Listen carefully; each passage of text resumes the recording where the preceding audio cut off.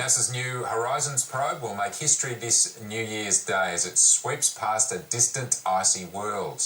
Ultima Thule is more than 6 million kilometres from Earth, and the flyby will set a new record for the most distant exploration of a solar system. New Horizons will gather a swathe of images and data during the mission. A farmer has made an unusual discovery on his farm outside Kununurra in far northwestern Australia. Paul Mock says rain had forced thousands of cane toads to seek higher ground when he noticed some were hitching a ride on Monty the python. He says Monty is known to have previously eaten a whole wallaby, but that the snake is smart enough not to be tempted by the thousands of poisonous toads on his property. Those cheeky cane toads, they know he can't eat them. Well, let's go to the markets, and Wall Street is limping to the end of a tumultuous year, and the Dow is slightly up, the FTSE is slightly down. The Australian dollar is buying 70.5 US cents, and Tapas is buying $54 a barrel. Gold is $1,281 an ounce.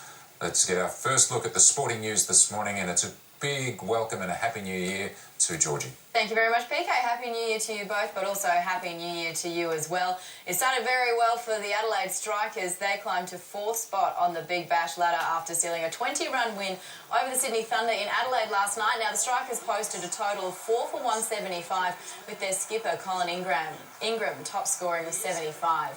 Now, the defending champions then restricted the Thunder to 6 for 155 from their 20 overs, with veteran fast bowler Peter Siddle starring with 3 wickets. The loss sees the Thunder drop to 3rd place on the table. Thank you, Georgie. Look at the weather now, and it's Happy New Year to Nate. And a very happy new year to you. Now, we don't have a cyclone yet, but a tropical low is still spinning in the Gulf of Carpentaria. It's bringing some wild weather to the Cape York Peninsula as it slowly intensifies. Now, we do have a cyclone warning current from Pompero all the way up to Cape York for gale force winds, heavy rainfall, and a storm surge as well with the system. It's likely to be a Category 1 potentially in the next few hours. Meanwhile, we've also got heavy rainfall warnings for the east coast, for the northeast tropics, and likely abnormally high tides through the Torres Strait. And the heat wave is continuing further south. That's causing extreme fire danger for the goldfields in WA, a broad area of severe fire danger around that as well. We'll take a look at what's causing all of that shortly. For now, let's see what's happening with the capitals. For the very first day of 2019, it's looking very fine if you're in the south. Brisbane, cloud clearing, getting to 31, 30 degrees in Sydney, a mostly sunny 36 in Canberra. Blue skies in Melbourne, 25, and it's fine in 25 for Hobart as well. 32 on the way for Adelaide, you're staying sunny. 31 in Perth, blue skies for you. And Darwin, the only capital with some wet weather, a shower or two, and probably a storm to go with it, 33 degrees.